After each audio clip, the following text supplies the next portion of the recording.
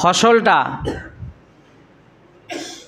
জমি থেকে উৎপন্ন করে গোদামজাত করা হয়, গোদামে রেখে দেওয়া হয় 6 মাস 1 বছর ধরে, সেটাই জাকাত লাগবে। কিন্তু আমরা অনেকেই এটার ব্যাপারে অবহেলিত, আমরা জানি না, জানার চেষ্টাও করি না। ধান, গম, যব, ভুট্টা, যে জমির ফসলটা আপনার ঘরে বন্দি করে রাখা হয়, জমা করা হয় 6 মাস 1 বছর, সেটারই জাকাত লাগবে। শুধু টাকা, সোনা, চাঁদি আর ধানেরই নয়। আর ওসর, ওসর হচ্ছে আরবি শব্দ, নিসফে ওসর, যেটা অর্ধেক বলা হয়, সেটাকে ওসর ব্যবহার করা হয়, কিন্তু এটাও জাকাত, এটাও কিন্তু জাকাত। কিন্তু এই জাকাতের ব্যাপারে আমরা অনেক চাষি জানি না।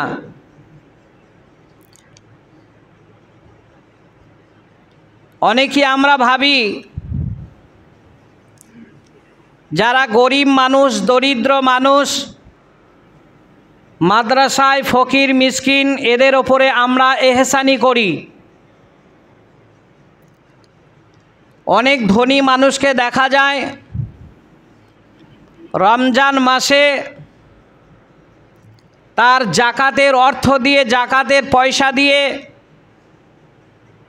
কিছু বিধবা মেয়েদের শাড়ি, কিছু পুরুষের জন্য লুঙ্গি, গেঞ্জি ইত্যাদি এই সমস্ত পোশাক আমরা কিনে আমরা করি কি, বাড়ির দরজায় বসে সেগুলো বিলি বন্টন করি। তার আগে ঘোষণা থাকে, অমুক গ্রামের অমুক মোড়ল রমজান মাসে দরিদ্র মানুষদের পোশাক দান করে।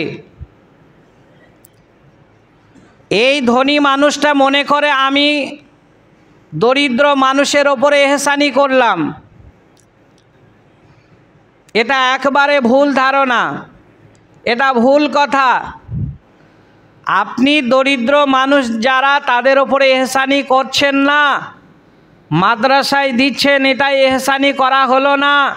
ফকির মিসকিনকে দিচ্ছেন, এটাই এহসানি করা হলো না।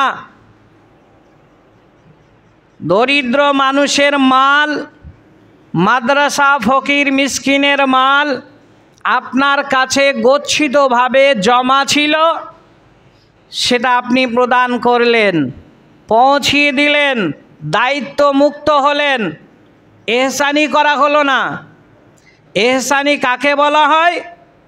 জাকাতের মাল দেওয়ার পরে অমিম্মা রাযাকনাহুম ইউনফিকুন, যেটা আপনার কাছে রুজি স্বরূপ আছে জমা, সেই রুজি থেকে যেটা আপনি দেবেন সেটা এহসানি হবে। আর এই জাকাতের মাল দিয়ে, জাকাতের অর্থ ব্যয় করে আপনি এহসানি করতে পারেন না, এটা এহসানি নয়। তবে দিতে হবে আপনাকে, না দিলে কি ক্ষতি আছে সেটা আপনাকে আমাকে জানতে অবশ্যই হবে। জাকাতের মাল আপনার বাড়িতে থাকলে যে মালটার আপনি জাকাত দেবেন না, সেই মালটা আপনার বাড়িতে যতক্ষণ থাকবে কত ভয়াবহ, এটা আপনার আমার সকলের জানা নেই। খুব ভালো করে কান খুলে শুনে রাখুন। আপনার যে বেডরুমে, যে বিছানায় আপনি ঘুমাতে যাবেন সন্ধ্যার পরে, সেই বেডরুমে যদি একটা গোগ্র সাপ থাকে, একটা বিষাক্ত বিষাধর একটা সাপ যদি থাকে, তাহলে আপনি দরজাটা খিল লাগিয়ে যখন বিছানায় ঘুমাতে যাবেন, যদি আপনাকে দংশন করে, পায়ে বা আপনার বডিতে যদি কোনো স্থানে যদি কেটে দেয়, তাহলে হতে পারে আপনি মরে যাবেন, বাড়ির সবাই মরবে না। বিষাক্ত সাপ কাটলে আপনি মরবেন, বাড়ির সবাই মরবে না, কিন্তু হাদিসের ভাষায় ইসলামী দৃষ্টিতে মহানবী মুহাম্মদ রাসূলুল্লাহ সাল্লাল্লাহু আলাইহি সাল্লামের মুখ মিশ্রিত বাণী, জাকাতের মাল যদি আপনার বাড়িতে থাকে, জাকাত আদায় না করে যদি মাল জমা করে রাখেন, তাহলে আপনার বাড়িতে যে শিশুটা মায়ের দুধ পান করে ওখান থেকে শুরু করে আপনার বৃদ্ধ বৃদ্ধা মাতা পিতা পর্যন্ত বাড়ির সবগুলাই মারা যাবে। বলবেন কেমন, বুঝতে পারলাম না। সাপে কেটে দিলে মরে যাবে এটা বুঝতে পারলাম, জাকাতের মাল বাড়িতে থাকলে সবাই মরে যাবে, কই না কারো বাড়ি তো মরেনি, মাস্টারের বাড়িতে মাস্টারিনী মরেনি, হাজি সাহেবের বাড়িতে হাজি গিন্নি মরেনি, মৌলভী সাহেবের বাড়িতে মৌলভীর স্ত্রী মরেনি, ওই মানে ধনী ব্যক্তির বাড়িতে তো অন্য কেউ মরা দেখতে পেলাম না। হ্যাঁ, দেখতে পাবেন না। এ মরাটা দুনিয়ার মরা নয়, এই মরাটা এই দুনিয়ায় মরবে না, এই মরাটা হলো ইন্না ইলাইনা ইয়াবাহুম সুম্মা ইন্না আলাইনা হিসাবাহুম। তোমার এই মরণের পরে যে মরণটা হবে, তারপরে যেটা তোমাকে হায়াত দেবে, কাইফা তাকফুরুনা বিল্লাহি ওয়া কুনতুম আমওয়াতান ফাআহইয়াকুম সুম্মা ইউমীতুকুম সুম্মা ইউহয়ীকুম সুম্মা ইলাইহি তুরজাউন। এই মরণের পরে যখন তোমাকে জিন্দা করে উঠানো হবে, সেই দিন তুমি বুঝবে তুমি জিন্দা না মুর্দা, সেই দিন তোমাকে আল্লাহ বুঝিয়ে দেবে। ভাই ও বন্ধুরা আমার, তাহলে এখান থেকে পরিষ্কার ভাষায় বোঝা গেল যে আপনাকে জাকাত দিতে হবে। চলেন কোরআন কি বলছে দেখেন। কোরআনে আল্লাহ রাব্বুল আলামিন বলছেন, ইয়া আইয়ুহাল্লাযীনা আমানু আনফিকু মিন তাইয়্যিবাতি মা কাসাবতুম ওয়া মিম্মা আখরাজনা লাকুম মিনাল আরজি। যারা ঈমানদার মানুষ, ইয়া আইয়ুহান নাস এখানে ব্যবহার হয়নি, কোরআনের সূরা বাকারার এই আয়াতের ভেতরে এখানে ব্যবহার হয়েছে ইয়া আইয়ুহাল্লাযীনা আমানু। হে ঈমানদার ব্যক্তিরা, তোমরা করো কি, আমানু আনফিকু মিন তাইয়্যিবাতি, তুমি যে জমিতে ফসল উৎপন্ন করছো, চাষ করছো, এটা হালাল পন্থায় করো, হালাল প্রসেসে তুমি করো, তারপরে করে কি তুমি সেটা খরচ করো, হালালভাবে করো। বলবেন আমি জমিতে ফসল লাগিয়েছি, সেটা হালাল আর হারাম কি করে হতে পারে? আমরা তো কই বুঝে আসছেন আমাদের। জমিতে ধান দিলাম, ধান পেকে গেছে, কেটে নিয়ে আসলাম, সময় মতো ওষুধ তাকে প্রয়োগ করলাম, তাকে জোড়া ব্যবহার করলাম, তাহলে এখানে হালাল আর হারাম কি? হ্যাঁ আছে, এখানে হালাল হারাম। সাবমার্শালের মালিক যিনি, তার কাছ থেকে পানি নিতে হলে ওই একটি ফসল ওঠা পর্যন্ত আপনাকে 2 থেকে 3 হাজার টাকা লাগবে বলে আপনি 2 সাবমার্শালের মালিকের মাঝপথে আপনার জমি আছে, আপনি 2 জনকে ফাঁকি দিয়ে বললেন আমার জমিতে পানি লাগে না, পারলে তোমরা আটকিয়ে রেখো, আমি পানি তোমাদের নেব না। মালিক যখন বাড়ি এসে ঘুমিয়ে যায়, ইঁদুরের গর্তের মতো তখন আলের ভেতরে গিয়ে গর্ত তৈরি করে দিয়ে সারা রাত আমার জমিতে পানি ঢুকে গেল, আবার ভোরে আমি সে ফুটোটা বন্ধ করে দিয়ে আসলাম, এই দেখেন হারাম হয়ে গেল। আপনার জমির ফসলটা আর হালাল থাকলো না, হারাম হয়ে গেল। কোনো একজন ভালো চাষি বলল আমি অসুস্থ মানুষ, আমি মাঠে যেতে পারছি না, তা ভাই তুই যখন ভালো চাষি, এই জোড়াটা আর এই ওষুধটা আমার ওই জমিতে একটু দিয়ে আস।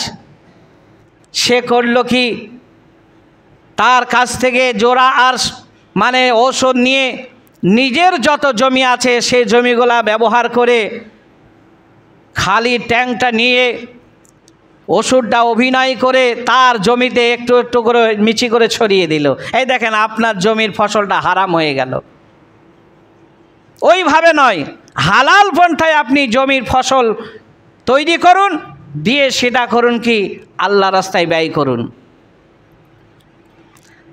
তা আল্লাহর নবী জনাবে মুহাম্মদ রাসূলুল্লাহ সাল্লাল্লাহু আলাইহি ওয়াসাল্লাম তিনি যে পদ্ধতিতে বলেছেন সেই প্রসেসে আমরা যদি সেই পদ্ধতিতে কাজ করি, ইনশাআল্লাহ আমাদের ফসল হালাল হবে, নচেত আমাদের হারাম হয়ে যাবে। এই যে সাজার কথা, আপনারা হয়তো অনেকেই জানেন, আবার অনেকেই না জানার ভান করেন।